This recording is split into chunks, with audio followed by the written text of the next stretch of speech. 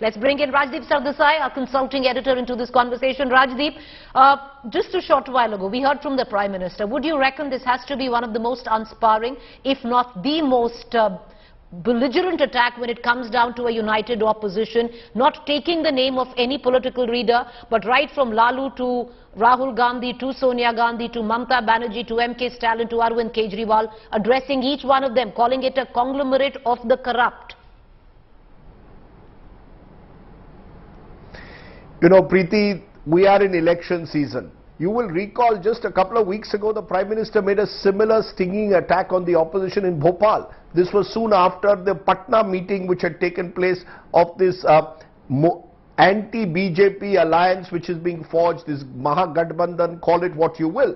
So it's not as if this is the first time the Prime Minister said it. He's been much more personal in these attacks, you could argue, but I think he has set the general template. What he's suggesting is that the arrangement which has come together in Bengaluru is an alliance of opportunists who are there for self-preservation. They have serious corruption charges against them. They're trying to protect, in a way, parties that in some instances are virtually treated as family-centric parties. And he's trying to contrast that with the alliance which is being forged, which has been forged in Delhi, which has the BJP clearly as the dominant force, and the others are much smaller parties. So he's trying to contrast the two alliances. However, remember, since Patna, much has changed. Who are two of the principal new faces you will see today in the NDA? Ajit Pawar, someone whom the Prime Minister in that very Bhopal speech had indirectly referred to when he referred to the irrigation and the cooperative bank scam in Maharashtra. Now, of course, Ajit Pawar's faction has switched over to the BJP.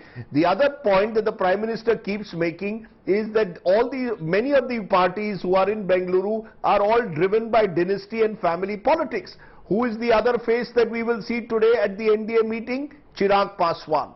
So look, this is now a battle of alliances being forged out of pure opportunism, and in the case of Bengaluru, you could argue out of sheer survival.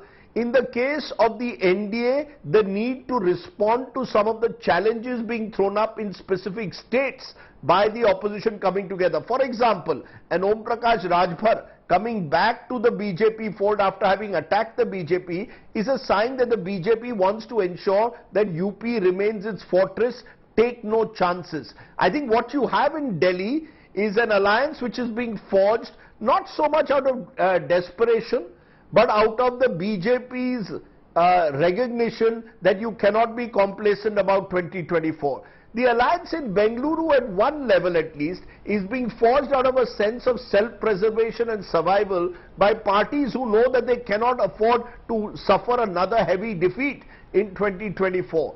I think what will be the key, Preeti, is when you come to the real nuts and bolts, seat sharing. Will the left and the TMC and the Congress agree on seat sharing in Bengal? Will the Aam Aadmi Party and the Congress agree to seat sharing in Delhi and Punjab?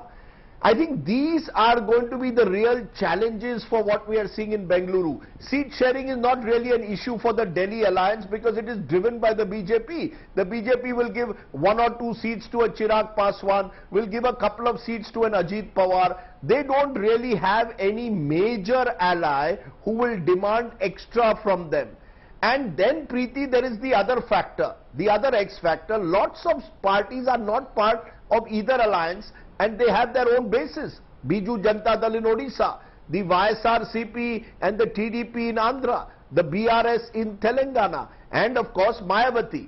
So you've got, I think, 2 alliances being forged, one out of survival and self-preservation in Bengaluru, one out of a recognition that complacency will no longer work. You can't have an ekla chalo re attitude in certain key states. Why, for example, is the BJP now looking to even bring the JDS in its fold? When Amit Shah a couple of months ago said, the JDS should be finished. Because you realize that you need as many incremental votes as possible today in a state like Karnataka, which the BJP did very well in. Why have you broken the NCP? Because you recognize that in Maharashtra you cannot afford to have this strong Mahagathbandhan on the other side.